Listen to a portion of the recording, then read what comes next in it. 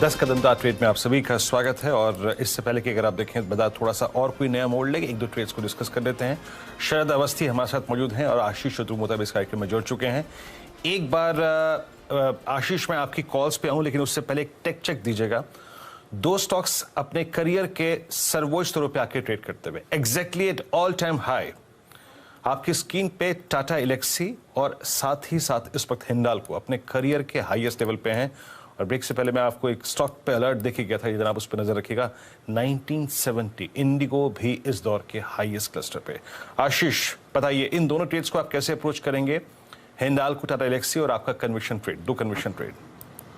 Good morning Virendra. तो देखिए, Tata Alexei हमारा एक बहुत ही फेवरेट स्टॉक रहा है और हमने हमेशा कहा है कि इसको लॉन्ग टर्म में अपने पोर्टफोलियो में रखिए। जो केस थीम है कनेक्टेड, ऑटोनोमस, शेयर्ड और इलेक्ट्रिक व्हीकल, इस थीम क्योंकि एक मेगा ट्रेंड उभर के आ रहा है और इसके अंदर के जो तीन की बेनिफिशियरी स्टॉक्स है वो है टाटा एलेक्सी, केपीआईटी और Larsen and Toubro technology services.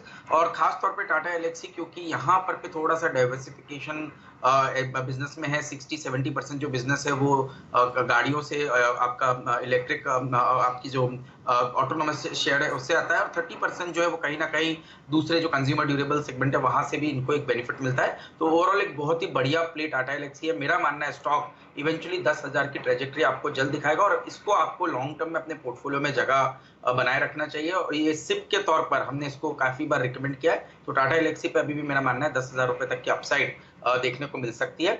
Hindalco definitely मुझे लगता है बहुत ही बढ़िया ट्रेंड बना रहा है और बहुत स्लोली और धीरे धीरे कंसोलिडेट करके चल रहा है। तो मैं मानता हूँ 670 तक की एक अपसाइड हिंडाल्को के स्टॉक में देखने को नजर आएगी। ऑन डाउन साइड 615 रुपए के स्टॉप लॉस के साथ एक ट्रेडिंग बेट के तौर पर भी हिंडाल्को के अंदर एक लॉन्ग पोजीशन बनाई जा सकती है।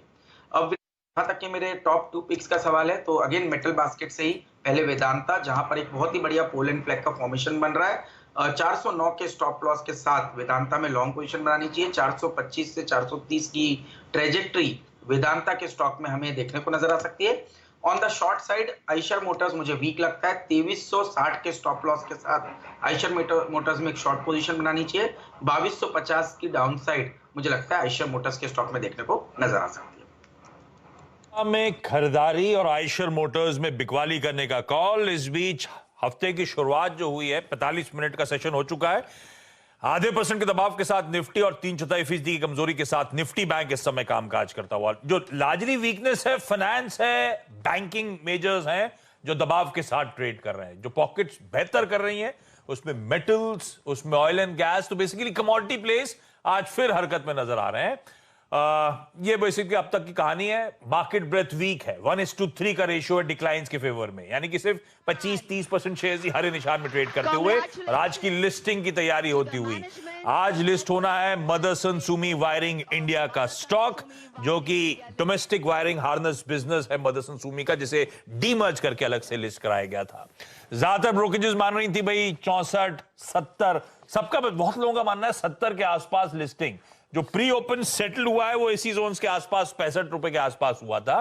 तो शुरुआती टिक्स आप लोग की स्क्रीन पर आएंगे, उससे समझ में आएगा कैसी लिस्टिंग है। उसके बाद अवस्थी साहब से करेंगे बातचीत।